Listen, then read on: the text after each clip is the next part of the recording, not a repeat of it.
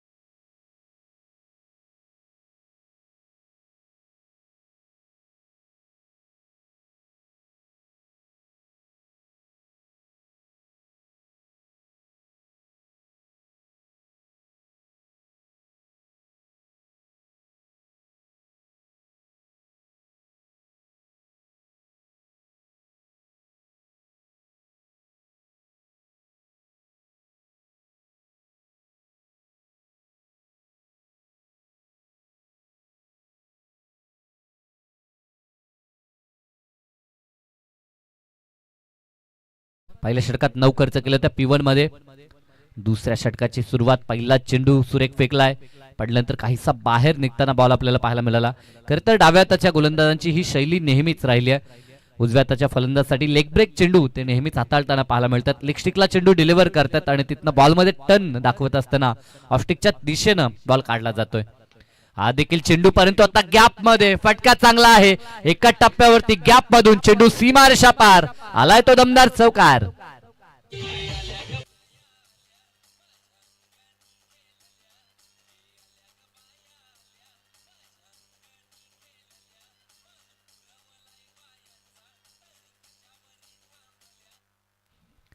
पहिला डॉट होता, परंतु त्यानंतर प्रत्युत्तर दिलंय तन्मय पाटीलनं देखील. चौकार ठोकला आणि 4च्या मदतीनं धावफलक 24-24 याकडेवर. 2 षटकात 20 होत्या. चौकाराला इथे टॉपेज लागल्या, बॉल उंच गेला हवेमध्ये. विराज पुन्हा पुढे सरकला, टिपलाय झेल. या पूर्वार्धामधील दुसरा विराजचा सुपर झेल. या अगोदर देखील अगदी हवेत झेप घेत असताना झेल टिपला आणि आता रनिंग कॅच, वेल जज कॅच, टिपलाय झेल. संपलाय खेळ तन्मय पाटीलचा देखील.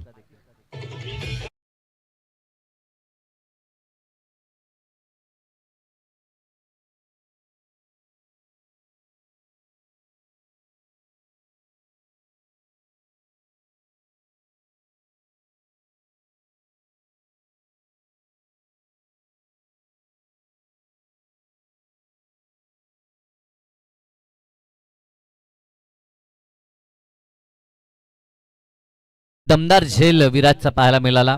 ज्या पद्धतीने त्यानं झेल पकडले ते पाहता खरं तर क्षेत्ररक्षणाच्या जोरावरती देखील आपण टीम मध्ये जागा बनवू शकतो असं दाखवत असताना, परंतु गतवर्षी त्यानं सुरुवात केली होती अगदी क्षेत्ररक्षणाच्या जोरावरती, तो टीम मध्ये आला. परंतु ह्या वर्षामध्ये बॅटिंग मध्ये देखील त्यानं बऱ्याचशा गोष्टी इम्प्रूव्ह केल्यात. इम्प्रूव्हमेंट त्याचं पाहायला मिळालं आणि आता टॉप ऑर्डर मध्ये तो फलंदाजी करताना देखील आपल्याला तुर्बे टीम साठी पाहायला मिळतोय.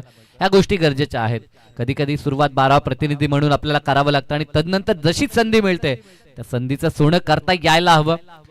दरम्यान ओव्हर द कव्हर हेड फटका पाहायला मिळतो. डीप मध्ये जागेश दवणे तैनात आहेत. बॉलला उचलतील फेकतील तोपर्यंत फक्त सिंगल स्ट्राईक आपल्या खात्यामध्ये ठेवण्याचा प्रयत्न राहुल पवारचा पाहायला मिळतोय. फक्त एकच धाव मिळते आणि धावफलकावरती धावसंख्या 25 आकड्यावरती. या षटकाची सुरुवात डॉट न झाली, त्यानंतर चौकार आला होता मोहन भोईरच्या अगेन्स्ट. इथे मात्र समोरच्या दिशेला लॉब करायचं होतं. झेलची शक्यता झेल ड्रॉप जजमेंट चुकलंय. विजय होते त्या ठिकाणी, परंतु हा झेल गरजेचा होता, कारण की हा झेल राहुलचा होता, ज्याच्या बॅटमधनं नेहमीच आपण मोठे फटके पाहतो आणि त्या फलंदाजाला जीवनदान. मागच्या मॅच मध्ये जीवनदान किती महागात पडतं याचा अनुभव टीम किरवलीला नक्कीच आला, कारण की सुशांत पाटीलचा सोडलेला झेल आणि त्यानंतर त्याने साकारलेली 39 खेळी ही खूपच उल्लेखनीय होती. म्हणजे कॅचेस विन द मॅचेस ह्या गोष्टी आम्ही नेहमी समालोचक सांगत असतो, परंतु क्रिकेट आहे, कधी कधी काही चुका आपल्या हातातनं घडतात. खरं तर आपल्याकडनं घडलेल्या चुका त्याचा फायदा प्रतिस्पर्धी टीमला नेहमीच मिळतो आणि आपण चुकाल तरच प्रतिस्पर्धी जिंकेल, हेच तर क्रिकेटचं गणित आहे. दरम्यान इथे देखील आला डॉट, षटकाची झाली सांगतात 3 षटकांचा खेळ संपला. या षटकात धावा आल्या त्या फक्त 6 आणि 3 षटकानंतर धावफलकावरती धावसंख्या पाहायला मिळते 5 गाड्यांच्या मोबदल्यात 26 धावा.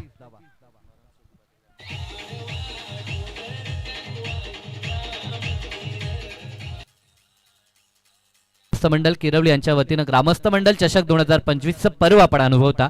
अनेक सारे मान्यवर काळ्या स्पर्धेचा उद्घाटन समारंभ सोहळा आपण पाहिला. काल देखील 8 संघ, त्यामध्ये 2 तुर्भेगावचे संघ होते आणि त्यापैकी गावदेवी तुर्भे ब या संघाने बाजी मारली आणि तब्बल सुपर 3 मध्ये तो संघ दाखल झाला. आज देखील जीसीसी तुर्भे टीमला आपण पाहतो. आतापर्यंत गोलंदाजी चांगलीच झाली.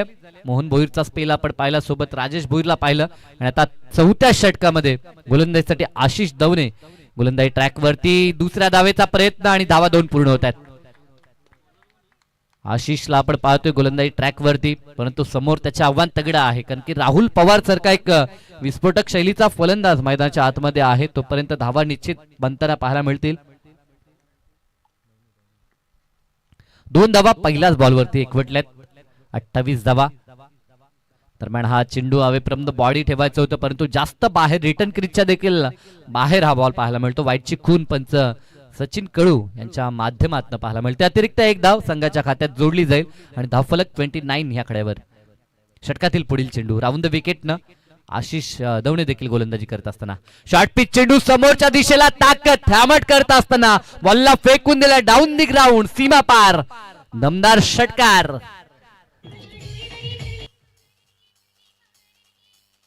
मोठं क्रीडांगण असलं तरी ते क्लिअर करू शकतो आणि ती ताकद त्यानं दाखवली समोरच्या दिशेला, अगदी स्टेट ऑन दी ग्राउंड. त्याच्या बाहूंमधील दम आपण पाहिला आणि षटकार पाहायला मिळाला.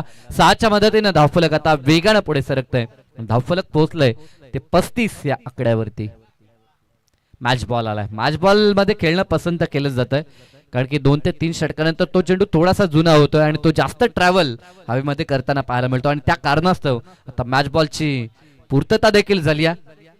षटकार तरला आशिषच्या अगेन्स्ट पहिल्या बॉलवर 2, त्यानंतर व्हाईट बॉल आणि त्यानंतर त्याच्या विरोधात ठोकलेला हा षटकार यानं जर लय प्राप्त झाली असेल ती राहुलला देखील, कारण की चांगल्या फलंदाजासाठी एखादा फटका पुरेसा असतो फॉर्मात येण्यासाठी आणि तो राहुलनं एक षटकार ठोकलाय.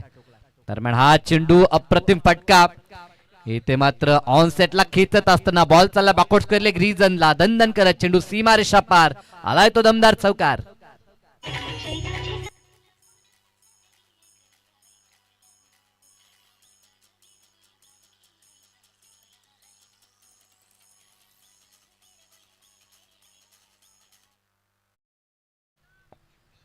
थांबलेली धावसंख्या, त्या धावसंख्येला आता खऱ्या अर्थानं वेग दिलं जातंय. 3 षटकामध्ये 26 धावा. खरं तर ग्रामीण क्रिकेटच्या तुलनेत विचार केला तर 3 षटकात 30 किंवा त्याहून कमी धावसंख्या जर असली तर निश्चित गोलंदाजांचं वर्चस्व आपण म्हणतो, परंतु ह्या षटकात कुठे का होईना कमबॅक पलटवार आपल्याला टीम जर्मन कोटकर 11 नावालीचा पाहायला मिळतोय. दरम्यान हा चेंडू पुन्हा खेचलाय, खेचून बॉल सीमारेषा पार, कडक षटकार.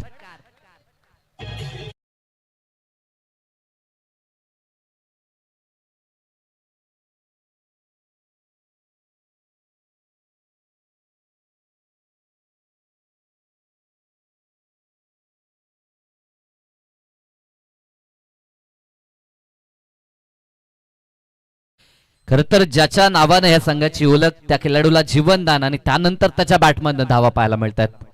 आतापर्यंतचा हा दुसरा तडाखेबंद षटकार. दुसरा तडाखा तर राहुलनं दाखवला. अजूनही षटकातील 2 चेंडू शिल्लक आहेत. धावफलक 45 वरती. 4थं षटक आणि आता मनाशी जे टार्गेट बाळगलं नावाळी संघाने त्या दिशेनं वाटचाल देखील त्यांची पाहायला मिळते. षटकातील हा चेंडू पुन्हा एकदा उंच आणि उंच बॉल गेला सीमारेषा पार, आला तो उत्तुंग गगनभेदी षटकार.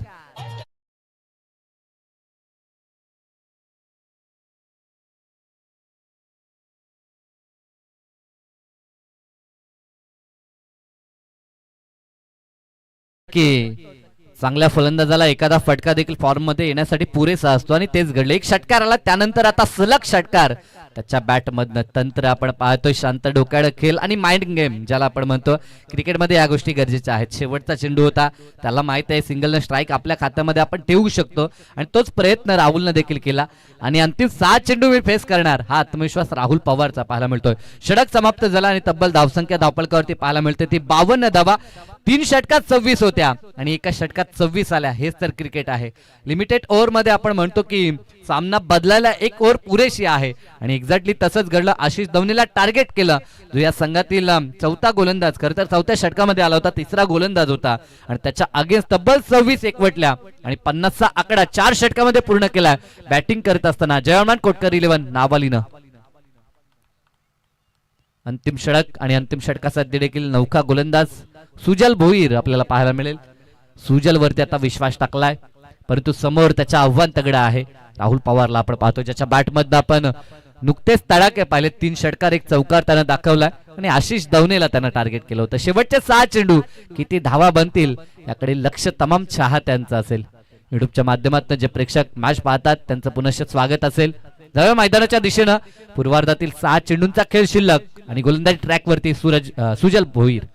पहिला चेंडू आडवा बॅटनं स्वीपचा हात देखणं नजराना मिड विकेटला क्लिअर करत असताना पहिल्याच बॉल वरती स्वागत सुजल भोईरचं षटकारानं.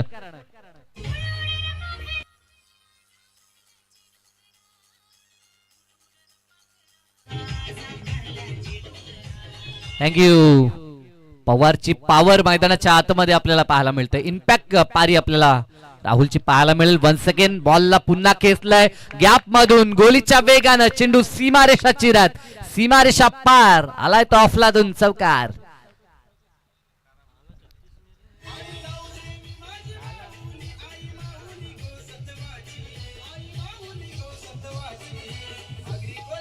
थँक्यू. वैयक्तिक जर आपण विचार केला तर आता राहुल पवार जबरदस्त कामगिरी करत असताना 10 चेंडू 36 वरती खेळतोय. 3 मध्ये 3 होत्या, परंतु त्यानंतर त्याचं आक्रमण फुलटा चेंडू त्याच्यासाठी हे आमंत्रण आणि स्वीकारलाय. बॉल सीमारेषा पार आलाय तो दमदार षटकार.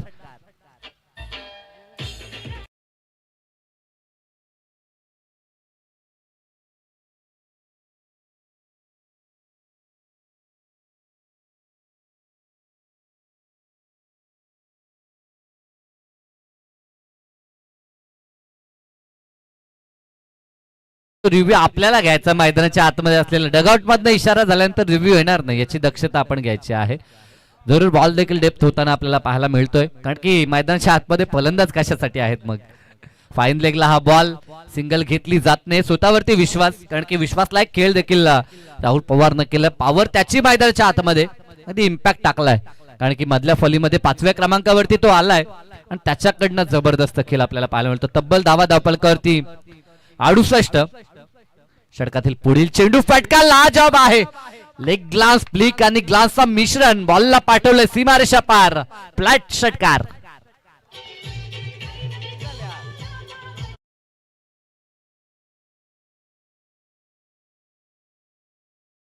लोकांना नाही तर राहुल पवारला पावले असं आपण म्हणू शकतो.